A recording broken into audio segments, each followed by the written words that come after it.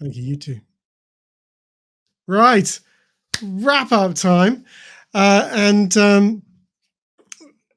Right, it's been wonderful. Thank you to Sinead. Thank you, everyone. I'm going to do the wrap up. I'm going to talk about some of the stuff we're doing in the uh, for the next year, what our plans are, a complete real reworking of the ambassador program to tell you about, and so thank yous, and then we're out. We've completed our 24 hours, and I'll give you the final fundraising total as well. If you want to still donate, either go to globaladhd.com, click donate, or if you want to have some fun, you can donate via this platform. Scan the code in the side, and your name will be celebrated up there. And over £20 to get confetti, and over £50 fireworks. We're just shy of £9,000, and yeah, we have raised over £8,000, which is an epic amount, and honestly, wildly exceeded expectations. Is hugely needed. Like, money is tight. This is difficult. And right, I'm going to show you. I made slides. Of course I did. Here you go, and I've actually reorientated so you can see so you can see the overlay. For some reason you can't. Oh, there you go. And now you can see me. Hurrah! I was trying to work out why I wasn't being shown. There you go. So we're closing out the 2023 conference. I've been incredibly organised and done slides. And how dare someone in the chat suggesting that I was sloping off for a coffee? I was not. I was doing slides.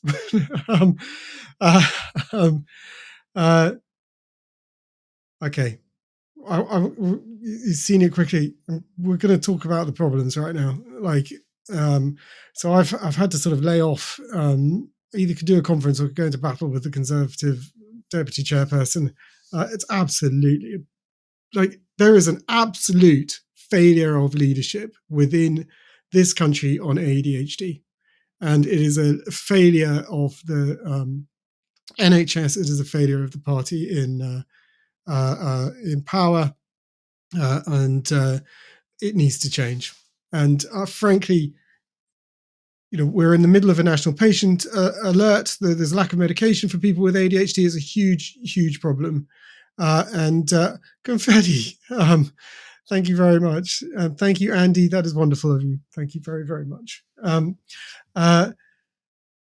Yeah, we're in an absolute crisis, and it's a crisis. Now, it was interesting. We spoke to ADHD Europe. What they told us was that the shortages aren't across Europe; they are happening in different places, and that's because different areas make different buying choices. You're in a queue for the stock, and if you have a buffer of stock that will deal with production issues, then obviously your population isn't going to struggle. If you have no buffer, very limited buffer, then your population is, because production issues happen. And at this time, they had been identified as a risk. We learnt from ADHD 360 that the issue was there's a large centre of production in Southern Ireland. A new centre of production is being created in Germany because of this single point of failure risk. And yet in that period, no stock kept. That is a failure of management. We've had the deputy chairperson, Lee Anderson, say the benefit system is too nice and ADHD is bad parenting. And it appears he goes around telling a story of people with ADHD. They've got 5 kids with ADHD, and they're really just milking the benefit system, because if they've got a disability, then doesn't. And he's essentially attacking a family full of disabled people.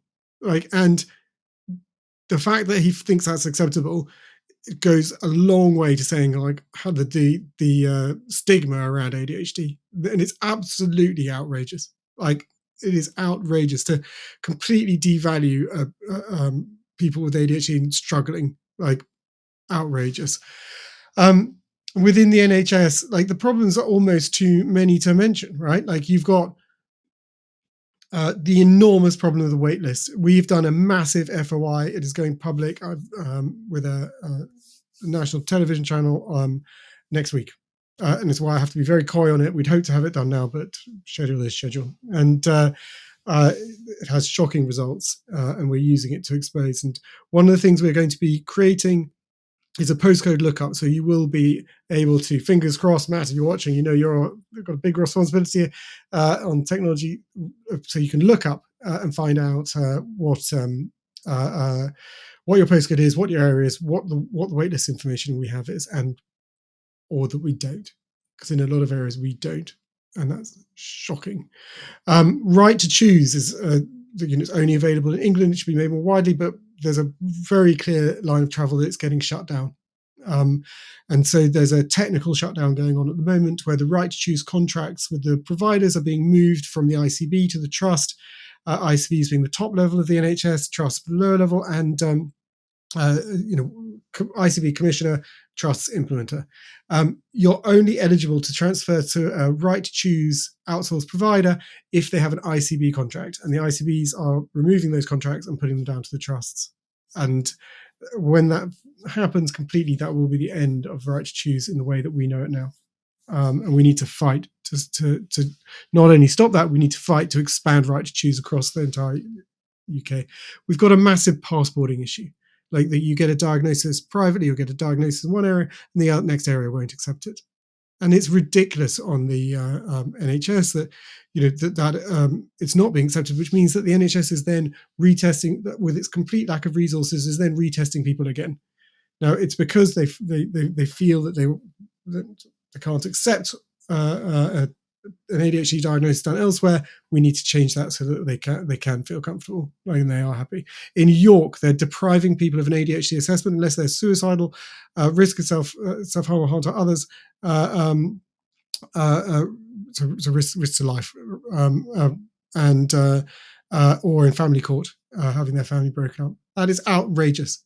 And not only have they prioritized those people, the trial's been running quite some time now, and they've seen none of them because they're still working through the cut-off of their old list. So it's outrageous, and it's outrageous that people aren't getting what they need. We've got children aging out before diagnosis, where the wait list for children is so long that by the time they get to the CAMHS person, they're now an adult, and they need an adult test, and CAMHS can't provide it. We've got a failure of children transferring to adult care. So if you're a child, you can find yourself stuck and not able to go to the adult path because the adult path has no seamless pathway. In many cases, we're seeing people being put on the adult list. So you're treated, you're success, you've got yourself in a place of success, and then suddenly, if you're opting for medication, that is taken away from you, and that is outrageous. It's it shouldn't be happening like that. These are the fights that we're going to be having. We've got data failings, and I feel like this is a very mundane point for lots of people, but this is the bedrock. This is the foundation on which we make change. Right now, children with special educational needs, SEND, they are in the Department of Education. They are just grouped together, SEND, with the exception of autism. So autism has a separate reporting, and so the government knows how many people have autism in the school system. It knows the outcomes of those children. It does not know how many children with ADHD are in its system. It does not know the outcomes for those children. And we know that the outcomes for many are awful, right? We know people who get failed out of education and falling into crime, and it's absolutely awful. But because they don't have this data, so they just wrap it up as SEND. Look, if my feet are in the oven, my head is in the freezer, I'm of good average temperature. It's clearly nonsense. And that is the data they have. That needs to change. And from that data will come change, because when we find the outcomes, we're then able to argue for the research, for the understanding, and change it. I'd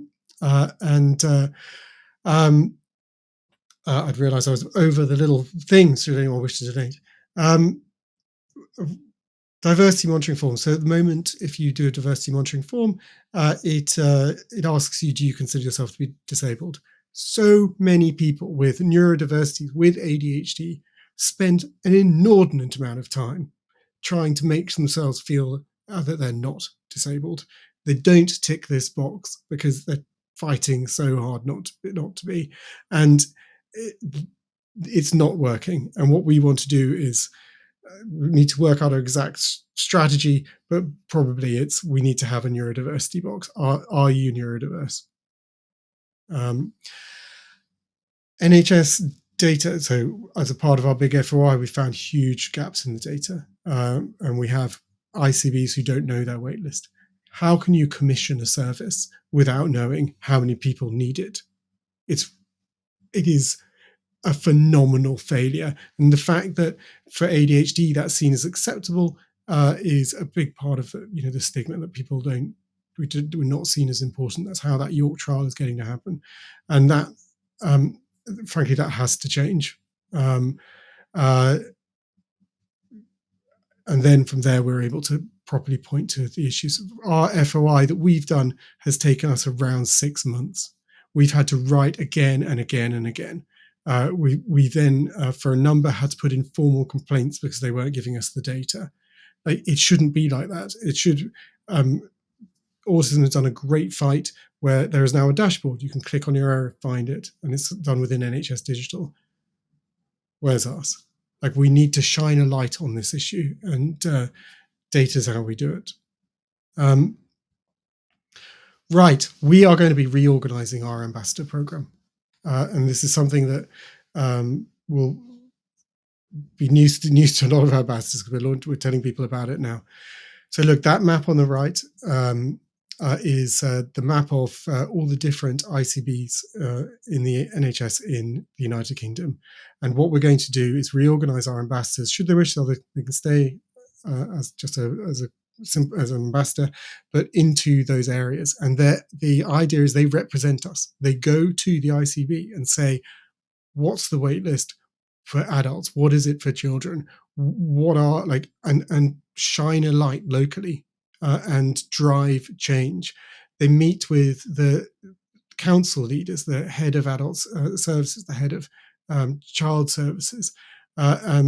Those council leaders meet with their NHS on a monthly basis at least, if not more. And they have an amazing lever for change. But this kind of national campaign for change done locally has a huge power, and it's locally. We've got to change it. As we'll talk about next week, the variance across the country is enormous. So if you're interested in campaigning to change what it means to have ADHD in the UK and to change it in your area, please go to ADHD UK, click the Get Involved button, and click about becoming an ambassador. We want you, and we want to create a campaigning force in every area for change. That would be wonderful.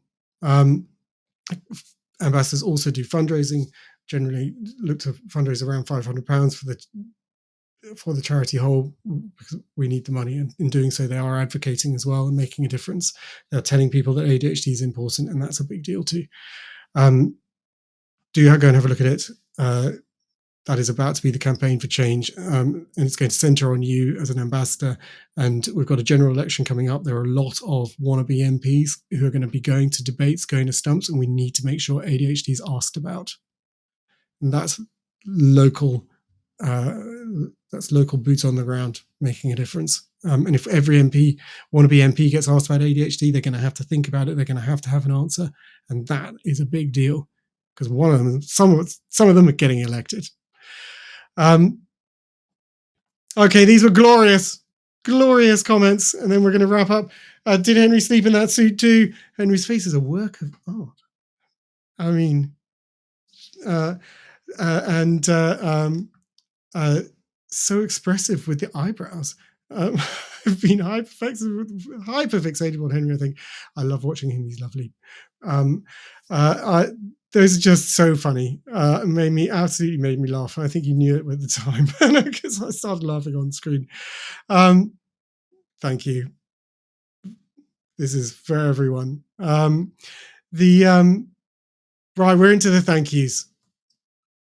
Thank you to all the speakers. None of them got paid. All did it for love. All did it to make a difference. Thank you all the coaches for contributing their tips. Their top tips. It was just wonderful. We wanted to express some of the people who support us day in, day out, doing events. we want to talk about the contributing charities making it truly global. Look at the list. ADHD Australia, ADHD Europe. Let's talk ADHD in Hong Kong, unlocking ADHD in Singapore, ADHD New Zealand, and of course us, ADHD UK. This is truly global and wonderful for it. And the aim is to bring us all together and learn the best of each other so we can be our best. We had 6,264 people register from 96 countries. It's an extraordinary number of people. It's wonderful. We had 440 people who donated, an average of £18, and it all adds up. Our top donator donated £2,000, which that is a big deal. And another who donated £1,000. Just something else. And I have to say, in all the maelstrom of everything going on, it was only when I went and looked, I realised that those donations, we will go back. I'm gratefully thankful in person if they've left us their details, because I do it anonymously too. But wow, that's a big deal. But every donation has added up. And I've listed all the 100 countries there of everyone, just so you can get an idea. USA, Belgium, Romania, Malaysia, Malta, Myanmar, Puerto Rico, Sudan, Rwanda, Algeria, Botswana, Tunisia, Cyprus, Sri Lanka, Poland, Japan. I mean, it's something else. It's something else. That's the total. £8,794.50. I mean, holy moly. It's extraordinary. I thank everyone for their donations. It's a big deal. But it's the people in the background I've got to thank. Neil Mankey and Max Davey, trustees, backing this all the way. Kathleen and all our volunteers. So Kathleen's our lead volunteer. She's been working tirelessly in the background. She's been organising volunteers across all of our events. She's been doing this herself. A lot of the comments you've seen and the responses have been her. She's been tweeting out, commenting out on social media. She's doing so much. I got to do a special shout out to Rob and Jody. They are our lead Facebook moderators with others. They do extraordinary work. It's actually a really tough gig. People who've been watching for some of this will have seen that we've had some pretty trollish comments of some people jumping in to try and ruin an important event. Oh, thank you so much. Thank you, Lorraine. Donated confetti. Donated, I think, £20. That was wonderful of you. Thank you. And I want to do a special thank you to Ange, Joe, Chris, and Matt. They've been helping organise the conference. They are the real steel in this machine, and have been doing a lot of work in this run up and yesterday and today. They've been wonderful and impossible to do without. They've been absolutely wonderful. So thank you. That's it. We're done. We're not. We're running 5 minutes. It would just be wrong to finish on time. I think we can all agree with that. Look, do continue to get involved. We're not going anywhere in the next year. Obviously, we've got plans for the 2024 Global ADHD Conference. I think we've roughly doubled in size this time, so let's look to do that again. It's been incredible. There are so many wonderful people watching, being involved, all those comments, all the people in the back here, all the speakers, all the volunteers. It's something special. It's something special being in the sort of center of this maelstrom as I am. It is, you see a lot of people being wonderful, and it's such a lovely thing. It's one of the great privileges of doing this. That's it. Adieu. Thank you so much for joining. Thank you for donating, those that did. Thank you everyone for being here. Thank you everyone for all that you did. It's been an absolute delight. I look forward to doing it next year. Thank you. Oh, and thank you, Jonathan. You're finishing us on some confetti. That is beautiful. Thank you.